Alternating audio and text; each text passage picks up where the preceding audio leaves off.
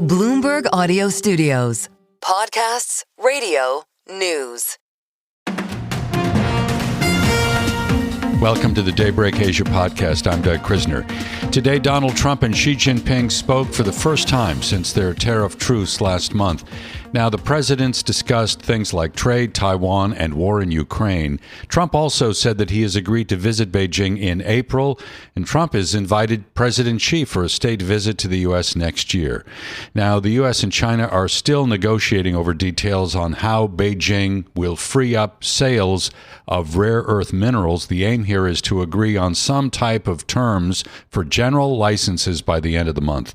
For a closer look, I'm joined by Ritesh Ganeriwal. He is Managing Director, also the Head of Investment and Advisory at Syfe. Ritesh, thank you so much for joining us. I'm curious to begin with about how closely you're monitoring this back and forth between Presidents Trump and Xi. Pretty closely, Doug. And look, I think a few months back, we had come with the view that while there is this rhetoric from the US and from Trump in terms of taking a hard stance against China, but the reality would be that Trump is a negotiator and he will, at the end of the day, make a deal. And that's where we are progressing through with the recent APEC meeting, as well as the call that happened overnight. What about the degree to which the U.S. may allow some of these more advanced semiconductors from Nvidia? There were reports indicating that at the White House there's been a conversation as to whether or not to allow Nvidia to begin selling the H200 chip to the Chinese market. Yeah, I believe it is a sticking point, but at the same time, US also needs rare earth minerals from China. And in general, I see Trump as being much more commercial in his dealings with China going forward. And it also comes back to the third point, which is if you don't supply the chips, China will obviously move towards self-sufficiency. So that's kind of inevitable. So why do you want to, not have those revenues accumulate? And there is, by the way, there is revenue that the government collects as well when Nvidia exports chips to China. Are you seeing any evidence that the Chinese chip manufacturers, the chip designers, are beginning to close the gap with Nvidia? Not yet, but I guess compared to what happened this year earlier, we saw the DeepSeek moment. So you cannot never underestimate China from that perspective. So yes, if there is a risk to the market going forward, this will be one of the bigger risks that I see if China were to develop its own, chips. But, I was recently in South Korea. I visited SK Hynix, and the intricacy with which these chips are designed is so tough. It is not so straightforward for you to just replicate it. So, there are 700, steps in this process, three months to design a particular chip, which basically means that if you were to achieve 90+% accuracy, each step needs to be 99% accurate. So it's not as straightforward as it looks like. So I don't see that happening anytime soon in the next 1 year or so. But yes, in the next 5 years, there'll definitely be a catch-up. I'm sure, Ritesh, you've been monitoring some of the recent price action in the U.S. equity market. There were a lot of questions around the AI trade and whether or not we needed to really kind of think this aggressive stance that many investors had taken on the success of artificial intelligence. Valuations, we know, appear to be a little stretched. When you look at the entire kind of ecosystem of artificial intelligence, whether we're talking about an SK Hynix, a producer of those high bandwidth memory chips, or we're talking about a company like Nvidia, which is really at the core manufacturing those GPUs. Give me your sense of where we are right now in the evolution of this AI trade and whether or not there is a risk maybe of, they talk about a bubble. Maybe there's a risk that the market has in fact become a little overextended. Yeah, Doug, this is the biggest question that everyone has. Really, there are some worrying signs. So far, we have seen anything that has the mention of AI kind of rallying through. I believe that is going to change as we move forward. There are concerns around the growing circularity of revenues, which is beginning to be an emerging feature and was also there in the previous bubbles. So, that is something that is worrying investors. At the same time, the capex spending continues to exceed expectations. Now, so far, most of these capex spendings have been funded through internal cash flows. As we move forward, as those cash flows are not sufficient and debt needs to be raised, that's where investors are also becoming much more circumspect in terms of how much leverage are these companies going to take. At the same time, I guess so far most of the action has been on the infrastructure side, right? Like your semiconductors, hyperscalers, data center operators, and led by Nvidia as the kind of like key enabler of sorts. I guess in general, the scrutiny has increased, and what that means is selectivity will be key. And investors have already rotated away to a certain extent from companies with elevated leverage, right? So Oracle, CoreWeave, as well as Meta, where there is operating margin, earnings growth. These things are, taking a hit. But they are also rewarding, on the other hand, where there is a clear demonstration between capex and revenues and monetization, which is where you see Google and Amazon doing pretty well recently. So are you likely to stay with this trade for a while longer and look at names across the Asia Pacific, maybe in the semiconductor space or in some other aspect of the hardware space? Yeah, I think so. And look, I think at this juncture, everything from a capex standpoint, yes, it looks elevated, but overall, the earnings growth is justifying, this capex spend. And when it comes to something revolutionary, you have to be ahead of the game, and you can't, just miss that out. I think the questions that will dominate conversations going forward is how much of this capex are you able to self-fund? How much is your AI linked revenue? What are the kind of infra advantages that you have? So, think of Google and their TPUs, et cetera, and how much power and energy demand bottlenecks can you weather by. So these are things that we will be much more careful. And what that means is beyond the infrastructure, now, the next phase will also be in terms of the AI platforms and the AI-enabled revenue segment of the companies and how they are coming up will be key. But in general, I think when it comes to the Asia ecosystem, that remains very strong because Nvidia is leading the pack there, and the supply chain comes from Asia. So I see the positivity to continue.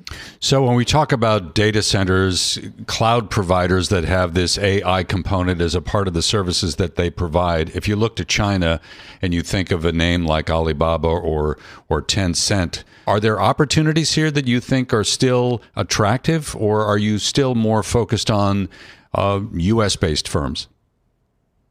There is definitely a lot of opportunities within China. I think at this juncture, US firms are still not able to access China the way a domestic company could.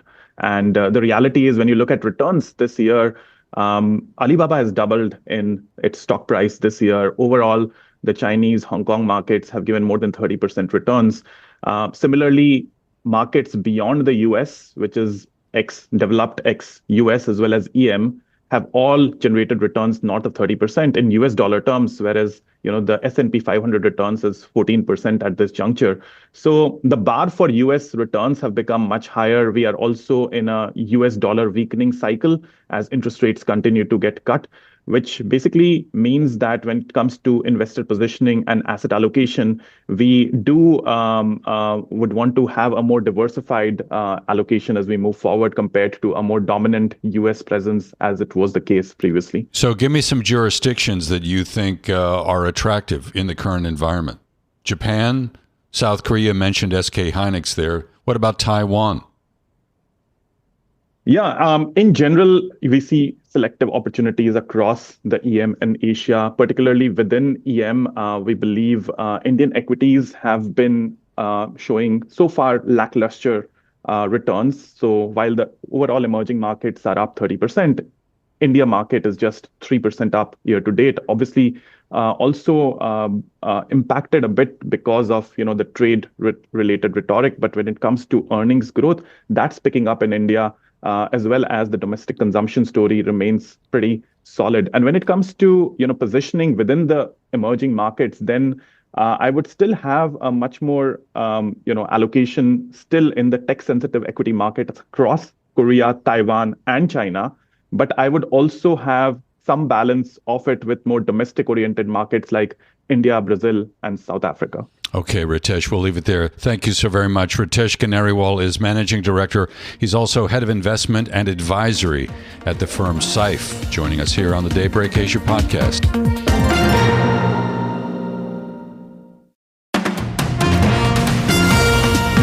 Welcome back to the Daybreak Asia podcast. I'm Doug Krisner. U.S. markets began a holiday-shortened week with greater conviction of a Fed rate cut in December. Not surprising, given some dovish Fed speak today. We had Governor Chris Waller indicating support for a rate cut next month. And the head of the San Francisco Fed, Mary Daly, told the Wall Street Journal she supports lowering the policy rate due to a sudden deterioration in the job market. Now, right now, money markets are pricing in a roughly 70% probability of a cut at the next meeting. For a closer look, I'm joined by Rob Haworth. He is Senior Investment Strategy Director at U.S. Bank Asset Management Group. Rob is on the line from Seattle. Good of you to make time to chat with me, Rob. In recent weeks, we've seen the odds of a Fed rate cut next month kind of fluctuate. There seems to have been a growing divide that is dissipating at this moment. What do you think is really driving the Fed's thinking at this point in time? Well, I think the Fed, like the rest of us, is really trying to incorporate the incoming data, particularly given all the delayed data we had with the government, to understand how the economy is really doing. And I think the challenge we had after the jobs report on Thursday was the jobs report looked pretty good. And I think that gave people a lot of concerns that the Fed may not cut rates. We certainly heard that from a couple of the speakers, and we've seen speakers now walk that back. And I think it's really solidifying the market around, yes, the Fed does want to take care of the labor market. They'll pay attention to that, but they do want to take care of the labor market. And they're maybe not as concerned about inflation, particularly as we've seen oil prices tick a little bit lower here over the last month or so. So I think it's a lot of confusion, much as we saw in the dot plot out of the September meeting. How would you judge financial conditions right now? It seems to me that there is still a lot of liquidity in the system, perhaps one of the reasons that the equity market has been able to put in these tremendous gains. Yeah, I think there is decent liquidity in this market, but I know we've seen some tightness at the short end of the funding market, particularly around repo rates and things like that. So I think this is something where the market today is maybe a little concerned as we head into the end of Fed quantitative tightening on December 1st, and maybe things will get easier as we move beyond that date. And that could actually provide a little more of a holiday rally as we head into year end. Could this be viewed as kind of an insurance policy against a lot more economic weakness? Are we on that kind of fulcrum right now? I think that's certainly how we're hearing some of the Fed speakers look at this. Is there's not enough reason to not cut rates. There's certainly no reason to raise rates, right? It's a matter of, are they going to hold steady or cut? There'll probably be some people unhappy with a cut. There'll be some people unhappy if we don't get a cut. There certainly may be another Fed official who's unhappy if we don't get a half-point cut. So I'm not sure everyone will get what they want out of the December 10th Fed meeting, but it does seem like there's room for them to go ahead and cut rates and provide that insurance to the market and the economy. I was struck by a note from the trading desk today over at UBS Securities. The firm thinks the sell-off that we have seen lately in the U.S. equity market may have run its course, especially given what we're talking about, the expectation here that the Fed will be lowering interest rates. Is that the way you see it on the equity side, that maybe we're in for a so-called Santa Claus rally? I think we certainly could be, particularly if the market really believes the Fed is going to cut rates. Now, maybe they won't stay here at 75% odds. We have a lot more Fed speaking to go before we get to that meeting. And I think that's where the market is really focused at this point, is how is the Fed interpreting the incoming data, more so than what is the incoming data, knowing that even the retail sales report we get tomorrow, the producer price index report we get tomorrow are all very lagged at this point. I think the good news for us is when we look at high frequency data, like the weekly retail sales numbers, those are holding in pretty well. So that tells us that the market will have some good news or decent news from the economy, looking at the high frequency data, and maybe they'll even get a little help from the Fed. It's hard to ignore the price action in Bitcoin lately. I think since October, Bitcoin is down by more than 30%. This has been a wild year for gold and Bitcoin. If you look at year-to-date, gold, I think, is up more than 50%. Bitcoin is down roughly 7% year-to-date. When you look at Bitcoin, is it a reliable indicator of the appetite for risk? How would you judge this? Yeah, I mean, we don't spend too much time looking at it, but I think it certainly is coinciding with some risk-off sentiment as we look at the market, right? And it is perhaps just a little more volatile than we look at the market, whereas gold has been that diversifying asset class that's been a little more contrary to the market. And I think that's why we've seen such strong performance as people have been looking for diversification from the equity market, maybe looking to gold. We'll see if it can really get restarted as we look into year end. We're still really more growth oriented and growth constructive on this market. So we'd still tilt towards equities relative to fixed income and other asset classes at this point, because it seems like the economy is able to plug along, particularly as we look at getting the government reopened. That means people got repaid. There's more money in their pocketbooks. And as we look into April next year, there's another round of stimulus coming from the One Big Beautiful Bill Act, as consumers will get some tax relief later in 2026. So, Rob, if your focus is on growth, I'm curious when it comes to the AI theme, whether or not you're adding to names like Nvidia or Alphabet or even Microsoft. Yeah, our focus has been, I think the challenge for the market is so many people are already so invested in that trade that we'd look more towards adding diversification if you're already fully invested there. So getting more globally oriented, looking not just at the U.S. Equity market, but getting outside the U.S. as we see good returns coming for emerging markets, particularly those that are technology oriented, around Asia. And then even we're seeing decent returns in Europe and Japan. We'd look there as well. So we'd look for more global diversification. That said, we'd still make sure people are fully invested to at least to index weights in those artificial intelligence names, because as we look at earnings season and the conclusion of earnings season, that is a key driver for growth into 2026 for the U.S. market. So we think there's room for that trade to still run. So markets like Taiwan, maybe Hong Kong, maybe in North Asia, South Korea, Japan, is that about right? Yeah, absolutely. Asia is well positioned, given kind of the strength in tech globally. Is that more on the semiconductor side, or are you looking at a kind of a broader story when it comes to tech? We think the story has to be broader, because it's not just chips that are in demand to make artificial intelligence work, right? We really need to be able to store and process that data, protect that data. So that takes you into cybersecurity, that takes you into the hyperscalers who are going to provide, who are going to provide some analysis around that data as well. And then it takes you into the energy component, right? The infrastructure just to power these data centers and to power these models before you even get to the next wave, which we think has to be the usage of AI for other applications. We're starting to see some of that in healthcare here in the U.S. We're seeing better performance here in the U.S. for healthcare. And some of that we think is because it's AI application driven. So I think there's a large infrastructure around artificial intelligence that needs to be paid attention to. And then we need to look at that next phase of who's benefiting from the use of artificial intelligence. So stateside, we obviously have the Thanksgiving holiday on Thursday. Markets will be closed. The next day, of course, is Black Friday, which is, I guess you could call it the unofficial start of the holiday shopping season. At one time, it may have been the official start. Where are you right now in understanding the strength of the American consumer, and what are we likely to see in this holiday period in terms of retail sales? Yeah, it's very interesting, Doug. I'm sure, like you've received a number of emails already advertising Black Friday and holiday sales right now, ready to go. So retailers are not waiting on this at all. I think what we're seeing is we're seeing a little bit of concern that the lower end consumer is maybe challenged. They're certainly paying attention to what they're spending, reducing their basket size a little bit in current spending. But the high end consumer is still doing okay.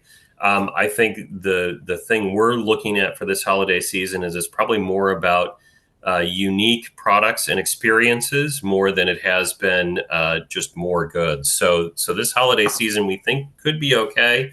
but it's going to be a different sort of holiday season where people are looking more at the quality of what they're getting or the uniqueness of what they're getting rather than getting more of everything. Okay, Rob, we'll leave it there. Good stuff. Enjoy the holiday. Rob Haworth there. He is Senior Investment Strategy Director at U.S. Bank Asset Management Group, joining from Seattle here on the Daybreak Asia podcast. Thanks for listening to today's episode of the Bloomberg Daybreak Asia Edition podcast. Each weekday, we look at the stories shaping markets, finance, and geopolitics in the Asia Pacific. You can find us on Apple, Spotify, the Bloomberg Podcast YouTube channel, or anywhere else you listen. Join us again tomorrow for insight on the market moves from Hong Kong to Singapore and Australia. I'm Doug Krisner, and this is Bloomberg.